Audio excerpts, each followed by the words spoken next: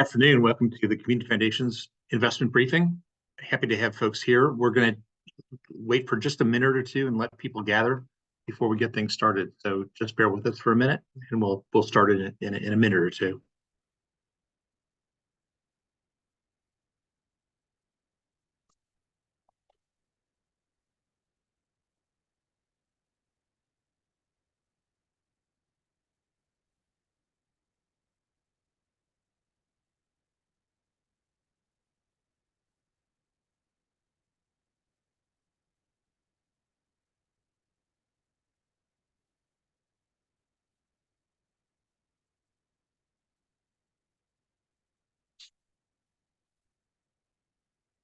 Again, welcome everybody. We're welcome to the Community Foundation's investment briefing. We're letting folks gather, and we'll get started in just a minute or two.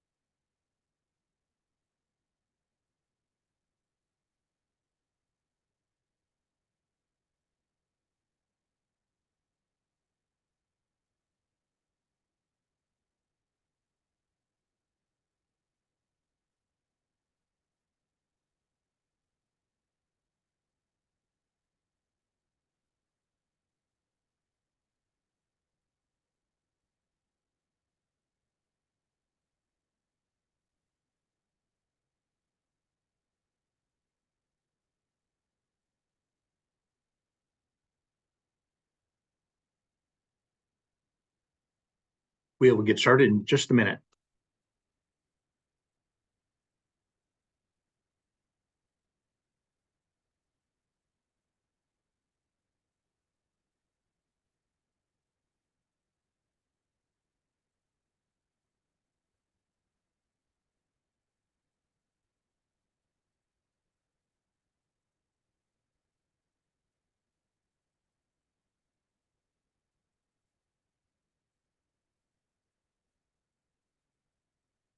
Sutton, are we good to go?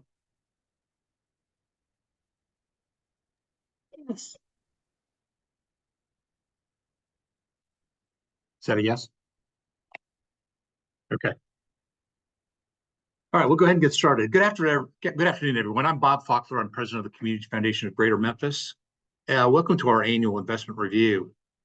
From day one, the investment of our donors' funds has been a primary concern. Our mission is to protect and to grow those funds, to maintain and to increase charitable giving in our community, quite simply. We spend quite a lot of time during the year thinking through our investment strategies, consulting with our advisors who you'll hear from, and reviewing what's going on in the world. And for the most part, that has produced favorable returns. Overall, our historic results have been strong, and that certainly appears to have been the case over the past several months. So what we'd like to do today is let you hear primarily from our investment consultants, Prime Buchholz. We hired Prime Buchholz almost 3 years ago after an extensive national search. As you'll hear, Prime Buchholz brings to us their considerable expertise and experience, including uniquely quite a lot of experience with community foundations, which is important to us. We're very pleased with the directions that Prime Buchholz has taken, and you'll hear quite a lot about that today as they will discuss their views of the markets and their particular perspectives on each of our investment pools, how they're constructed, and how we're adjusting each of them in today's challenging economic environment. But while the primary voice you'll hear is Prime Buchholz's, I need to make sure that you know that they are our advisors and our consultants. The actual investment decisions are ours. They're made by our own investment committee, and you see them here.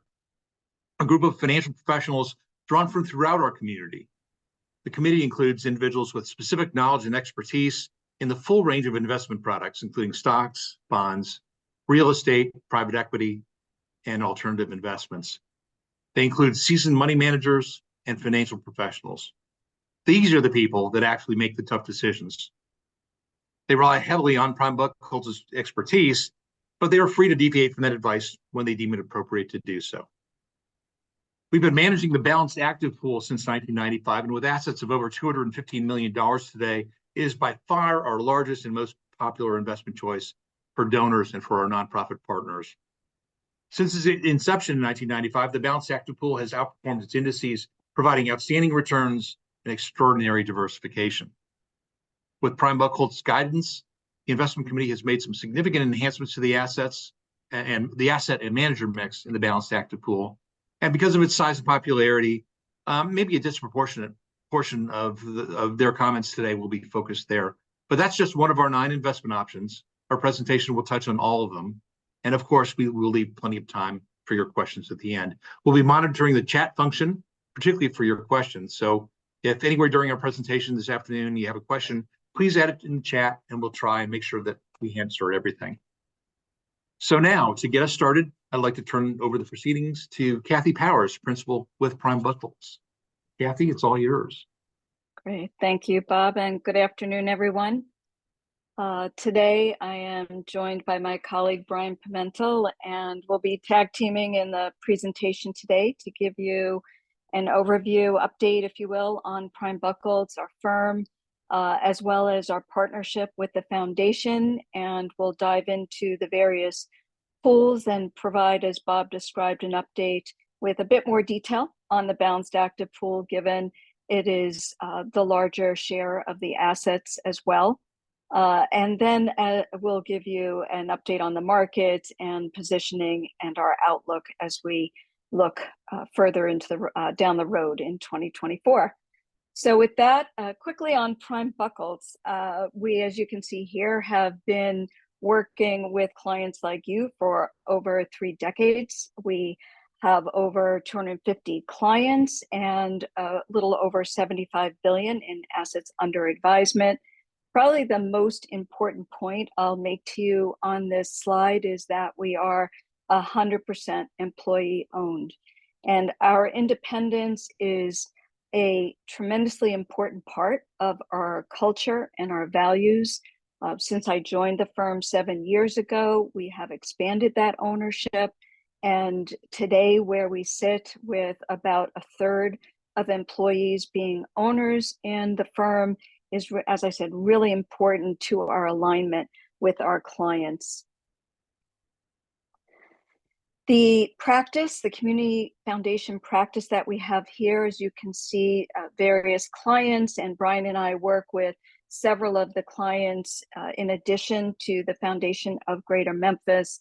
And the importance here is very much that we can share our experiences, the best practices, and networking with our foundation clients. In fact, in Boston last week, we had an inaugural Community Foundation event where we covered timely topics for community foundation clients, as well as provided that opportunity for our community foundations to network with each other. So it's a very important part of our practice, if you will, with in terms of assets. These clients represent almost $8 billion in assets, and we're very proud of the fact that the average tenure of these clients is almost 17 years. Your team, as you see here, serving the foundation, the important points I would make, obviously, is the experience that we have in the industry, but very importantly, we make accessible to the foundation all of our resources, from capital markets work to the manager research work that we're doing and the selection of managers. And in fact, Brian, with one of my other colleagues, heads up the Community Foundation practice, which focuses very much on all of the clients in community foundations at Prime Buchholz and helps to share what is going across our clients and what could be helpful as well to our various community foundations that we work with. And the final point, 2 points I would make here, as well as the resources that we bring to the table for mission alignment. And many of our community foundations are at very different stages in their journey, if you will, in terms of mission, whether it's environmental, social, governance, or diversity, equity, and inclusion. But we have a lot made a lot of efforts internally and externally to bring that expertise to our clients. And we also do not have any proprietary products, and we think that is another important way in which we maintain our alignment with our clients. So we have open architecture in terms of the manager selection. And then lastly, just to outline the roles of our partnership with the foundation, as you see here, with Prime Buchholz, we, as your advisor, bring forth any recommendations as it relates to your asset allocation changes. We look at your asset allocation on an annual basis or as needed, and bring any recommendations to the investment committee for them to vet and potentially approve. And if approved, we would formalize it in your investment policy statement. We also both recommend and monitor your managers, and in terms of the recommendation, that includes whether it's hiring or terminating a manager, as well as the implementation. So we certainly bring forth the reasons for whether it should, we think it should be an active versus a passive manager, how to think about fees throughout the portfolio and controlling the costs, the terms of liquidity across the various managers. So that all feeds into, if you will, our manager selection process that again is reviewed and potentially, if approved, executed on behalf of the foundation.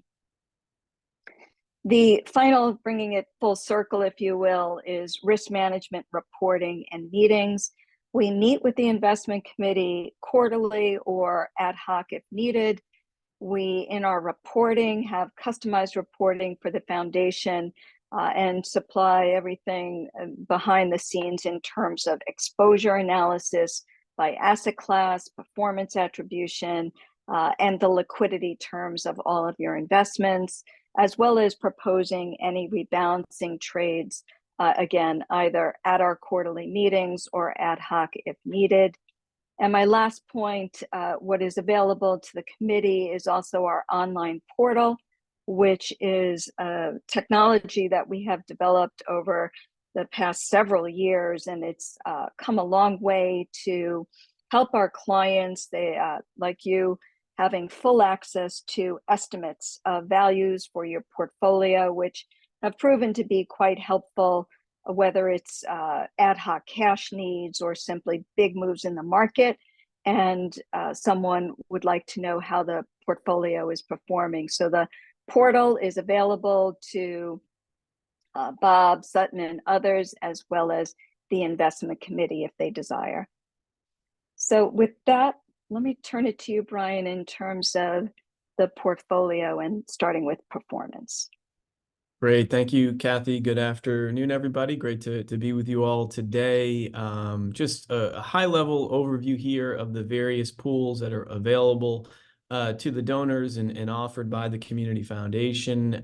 We start here with the Balance Active pool. As Bob said, performance has been quite strong of late. It's certainly been a favorable market backdrop here, and the Balance Active pool has participated to a large degree. When you look at the 1-year return for the pool, up 14.6%, that is ahead of the pool's primary benchmark, the 60% MSCI All Country World 40% Barclays Aggregate Index. And again, really strong numbers for the pool, generating the types of returns that are needed to meet the spending needs and cover the erosion of inflation over that since inception time period going back to 1995, a 7.6% return, and generating that return in a diversified manner. When you look at the volatility, you see in the pie chart above there, the diversification that we have in place within the Balance Active pool, exposure to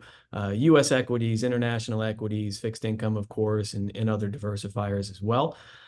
We profile for you here some of the other active equity-oriented options, and again, no surprise given the strength of the stock markets lately. When you look at the 1-year returns here, the equity active pool up more than 22%. Really good participation as well from the long leaf pool. Again, a little bit different variety of approach here, less diversified than the balance active pool, so a little bit higher return seeking portfolios here that come with a little bit more volatility. And you can see that at the bottom of the page when you look at the since inception returns and the since inception volatilities from those two pools. On the next page, pretty similar snapshot where the same approaches in terms of the balanced pool and a couple of equity-oriented options, but in this case, using passive rather than active strategies here. So pretty similar overall return outcomes. I would call out that the comparisons of the balance active pool to the balance index pool, we're getting more return sort of capture on the balance active pool at 14.6 versus the 14.1 within the index pool here. So good to see, the active managers by and large adding value. And again, you see the U.S. Only equity pool up about 29%. The U.S. stock market has continued to lead the way here. And you can see the dispersion, the differential of the U.S. equity index pool compared to the international pool, which was up and up a pretty handsome amount at 12.9%. But this market environment has been dominated by the U.S., by a handful of mega cap technology companies within the U.S. And of course, that's contributed to that outperformance over that 1 and 3 year time periods that you see on the page here. And lastly, in terms of the pools available to the donors here, the fixed income and cash investments, I would call out when you look at the table at bottom half of the page here, just below the duration line item, the yield and the yields that are now available to investors in fixed income levels that we have not seen in quite some time here within the fixed income active pool today. That's the highest yielding portfolio within the fixed income and cash universe here, 5.4% return. Again, you see the diversification within investment grade quality fixed income that we have in place within the portfolio, exposure to treasuries, investment grade corporates, and mortgage-backed securities as well. And again, a similar dynamic within our fixed income investments in terms of the active funds generating excess returns compared to the passive pool, the index fund that's in the middle of the page here over the 1 year time period. The 3% return from the active pool compares to the 1.7% from the index fund, and certainly greater protection over that 3 year time period where the active fund was down 0.8% compared to the more than 2% decline from the index fund. So again, pleased with the level of protection that we've gotten from the active managers, from the outperformance that we've gotten from the active strategies over this 1 and 3 year time periods in particular. And then again, getting really competitive yields here today from the cash pool, 5.2% return there. It's been a long time since we've been able to see those kinds of outcomes. And I'd say just generally, if I look across all of the pools here, in particular, the active strategies, we're really pleased with the types of results that we've been able to generate and pleased with the level of market participation that we've derived across the pools here. We turn the page and really shift our focus more towards the balance active pool, again, by far and away the largest pool in the structure here with more than 200 million in assets within that pool itself. And really we take a long-term approach to managing the capital of the balance active pool. Really think that our success will be determined over the long term by our asset allocation. That'll drive 80 to 90% of the return outcomes here. So we're really thoughtful, as Kathy described, to go through our asset allocation discussion with the investment committee at least once a year and really try to develop a program here where, over the long term, we can continue to generate those types of returns we described before, where we're generating a return that's sufficient to cover our spending needs and offset inflation, but we do so in a manner that's prudent and takes into account the risks that we take on to generate those returns. And really, the visualization of that is on the page here, where we have a significant amount of the balance active pool allocated to growth-seeking investments that predominantly takes the form of public and to a smaller degree private equity investments here. But again, importantly, seeking to protect that growth engine with hedges really to act as insurance in periods of market dislocations, whether that be the real assets, the inflation hedging sort of green buffer that you see there that was so critical in 2022, the deflation hedging, the high quality fixed income instruments that were so helpful in 2020, and then the dislocation in dollar hedges that you see at the bottom of the page here, intended to dampen volatility and provide different sources of return. All of this coming together really with the goal of building that diversified all-weather portfolio designed to meet the foundation's spending needs and return objectives in a variety of market conditions. We go into a little bit more detail on the next page in terms of how the balanced active pool is allocated today, the various targets that we have across those broad asset class categories that I described on the prior page. But the other point that I would make, in addition to being diversified across all of these high level asset class categories, we're diversified within the categories as well. And so when you look at global public equity, long only stock exposure that makes up 57.5% of the portfolio today, by far and away the largest allocation. But that allocation gives us exposure to U.S. companies, international companies. Within the U.S., you're getting exposure to large companies, Microsoft and Amazon, but small companies as well, growth stocks and value stocks, active and passive strategies. So that diversification exists at the asset class level and within the asset class categories as well. And within private equity, exposure to mature cash flow generating companies, to growing companies, to companies that are just starting out at the venture stage as well.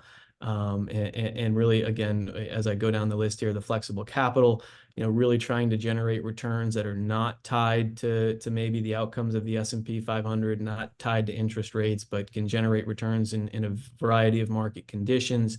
Diversified real asset inflation hedging exposure here, exposure to energy, to metals and mining, to real estate, to infrastructure, and again within the fixed income, no replacement for high quality fixed income as far as that ballast in the portfolio in equity market dislocations, and often that source of liquidity as well.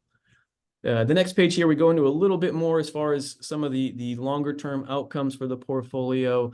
Again, when you look at the yellow bars to the right of the page here compared to the green, which is our primary benchmark, favorable outcomes over the 1 and 3 year, certainly favorable outcomes over the very long-term horizon here, but doing so and generating these types of returns over a really strategic long-term horizon here, and doing so in a way, when you look at the portfolio liquidity at the bottom of the page, most of this portfolio is accessible on a daily basis. That gives us great flexibility to rebalance, to take advantage of opportunities and market dislocations here.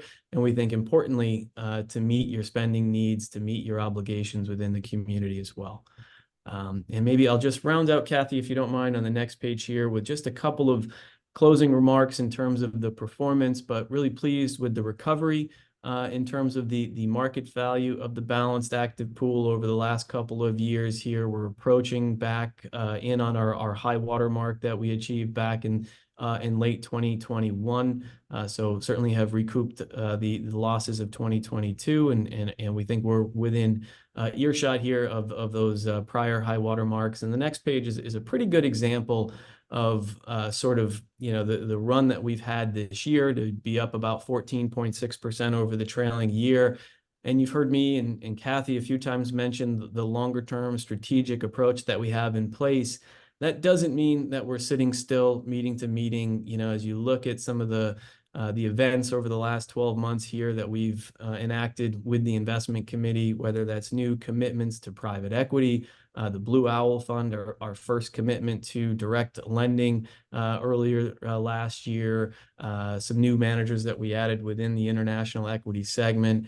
Although we take a long-term approach, we're active. We're always looking for opportunities to add value, always looking for ways where we can control or cut costs here. And I'd say, it's been a really great partnership working with the management team at the foundation, certainly working with the foundation to identify and implement these opportunities with the investment committee.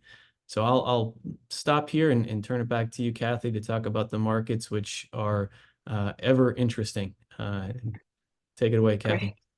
Thank you. So the next several slides, as Brian mentioned, I'll step through an overview of the markets. And I think it's interesting to start here with a comparison of the drawdown in 2022 versus the recovery in 2023. And as you look at the blue bars representing 2022 on the left-hand side, and fixed income in particular, with the Barclays aggregate down 13%, during 2022 and recovering just shy of 6%. So not really halfway back from recovering from the drawdown in bonds. And of course, this is during a period of time where the Fed was still raising interest rates. And so what's interesting, though, as you move from left to right and we go to the equity markets, what has been exceptional have been the gains and the recovery in the public equity markets, particularly U.S. large cap. And I'll give you a little more detail on that in just a moment, but more than recovering from the losses in the U.S. on the large cap side of things. But even, as Brian referenced earlier, non-U.S. developed in the portfolios has had an exceptional recovery in 2023. And a lot of the gains, by the way, in 2023 came at the end of the year, particularly in the fourth quarter, when the Fed pivoted their projections for rate cuts in 2024. What also is important to point out last year was that it was, in the US at least, a market dominated with some narrow leadership in what has been dubbed the Magnificent Seven. So what you see here are the 7 companies that made up this, as it is termed, the Magnificent Seven, representing almost 30% of the S&P 500 last year, with really exceptional returns across the board. And that accounted for just over 60% of the return last year in the S&P 500. So again, that takeaway is the narrow leadership, which what you don't see on this page is that there has been a divergence in 2024 among these 7 companies, with NVIDIA leading the way, exceptional strong returns year to date, over 80% gain, and Tesla at the bottom of the heap, if you will, down about 30%. So that's important to point out because many of these companies are still contributing to much of the gains this year in the S&P 500.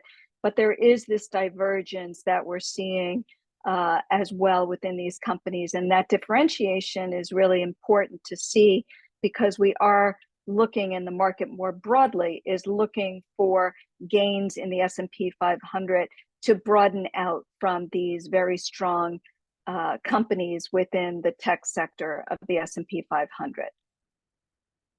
When it comes to valuations, what you're looking at here, and I'll start with the green line, which represents the forward price to earnings ratio of the S&P 500. And you can see it's a bit elevated and has been for some time relative to non-US markets, both developed and emerging markets. And a lot of that has to do with both the concentration in large cap tech in particular that has led a very strong portion of the rally we have seen to date, but also the better economic picture, if you will, versus other developed economies. So here in the US, the leadership and the price gains have outpaced the non-US markets, which are closer to their long-term averages when you look at valuations across the various regions. What's also been a driver in the markets more recently in terms of expectations has been what is expected from the Fed. And so at the end of last year, the Fed pivoted to at least indicate that a couple of rate cuts would likely be coming in 2024.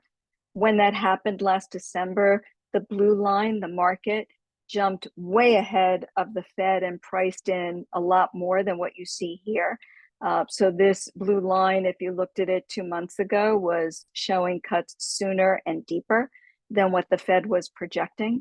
But by the end of February and certainly into March and April, we have seen those rate cuts being taken back by the market to the point today where the market pricing is largely right on top of the Fed with the expectation of 1 or 2 rate cuts in the remainder of 2024. And that is basically why we are also seeing yields off the lows from December. And the 10-year, for example, hit a low back in December of 2023 around 3.9%. And today we sit around 4.6% as those rate cuts have been pushed back and delayed. The inverted yield curve is still with us. It's a little bit long in the tooth. It's been around now for almost 2 years. But generally speaking, as you think about an inverted curve and what it means, perhaps we avoid a recession, although historically it has been a good indicator of a recession. At the very least, we still think that the inverted curve is signaling a future slowdown in growth. I would be remiss if I didn't mention the deficit. So we are certainly off the peak level of deficit spending when we look back on the period during COVID, but still, as you think about where we are in deficit spending, it's still high and also not projected to fall very much at all. So what it means is if we hit a soft patch in the economy, we're more likely to have to rely on Fed policy versus fiscal policy to support the economy. And then finally, as you look at the labor market, keeping in mind that the Fed has a dual mandate of full employment and 2% inflation, what you're looking at here, job openings represented by the yellow line, we are off the peak in terms of openings, but the demand for labor, as you look at this measure, is still very robust, certainly robust compared to prior recessionary periods. And the supply of labor is still quite low. So we're in an environment at the very least where the labor market is in good shape, relatively tight when you look at it in terms of supply and demand. And this is an important underpinning in terms of the resilience and the fact that the US economy is still growing above trend. And if I can sum it up by just a few points in terms of the current environment and some of the risks, no surprise, as I mentioned, the growth and employment picture is good, certainly stronger in the US than, say, what we're seeing in Europe. Valuations are reflecting that, particularly when you look at US equities. There is concentration in the US markets, as I mentioned, given the outperformance of tech and the enthusiasm around AI has certainly fed into that. As everyone knows, we're coming up on an election cycle, and at least historically, that tends to bring some volatility ahead of the elections in November, because markets generally don't like the uncertainty. But from that standpoint, if you can look past it, we would expect that to be temporary in terms of the volatility that we may experience leading up to the November election. There is no shortage of geopolitical risk when you look at the events outside of the US, and certainly the implications that any of these events could have on the US economy is quite uncertain. And that brings me to Fed policy and the fact that there is this new scenario termed no landing, where the US economy continues to grow fairly resiliently, or at least above trend, and inflation is running above the Fed's 2% target. And in the face of all that, the Fed is keeping, or at least indicating, they will keep rates higher for longer. And so the potential here is that the Fed is restrictive for a much longer period of time, and that could result in some downside risks when it comes to the economy. We'll have to wait and see how long this persists.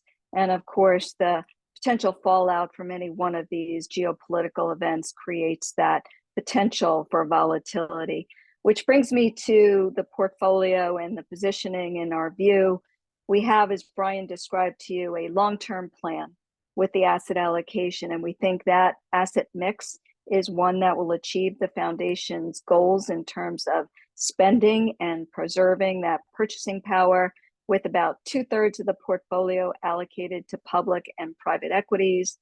But around that, we fully recognize there is likely to be volatility events that give us opportunities in terms of rebalancing and the diversification that we think is so important to provide that protection when markets, if there are dislocations as a result of any of these risk factors, we would look to take advantage of that and bring forth rebalancing recommendations to the investment committee. So that brings me to our closing prepared remarks. And we'll see if there are any questions. As it looks like there's one question.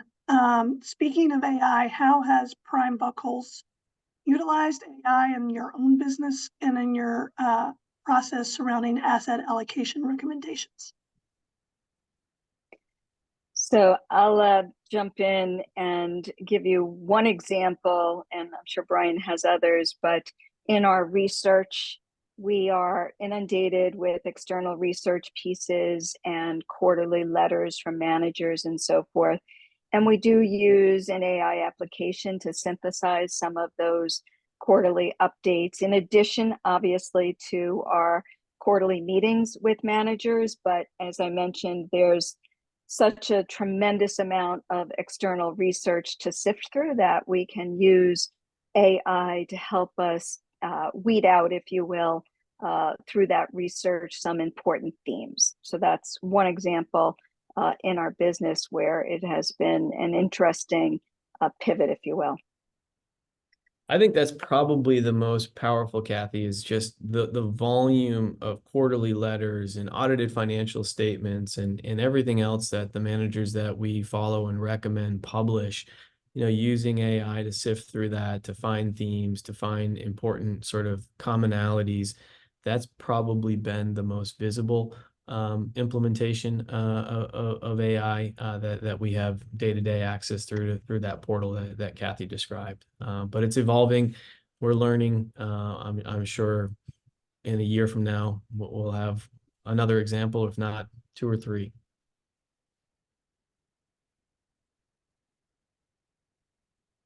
Doesn't look like yeah, I was ahead. just going to mention quickly on AI as well. So weaved it into our asset allocation process. We're still very much fundamental, bottom-up oriented in each asset class, looking at everything from the fundamentals of earnings in equities and valuations to drive our capital market assumptions, and that in turn feeds into our asset allocation. But as Brian mentioned, I would expect over time there will be other ways we can apply AI to our practice.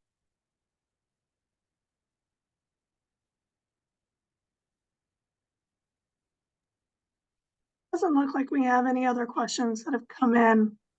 I'm gonna give one last call if anybody wants to put anything in the chat for the Q&A for Kathy or Brian or Bob.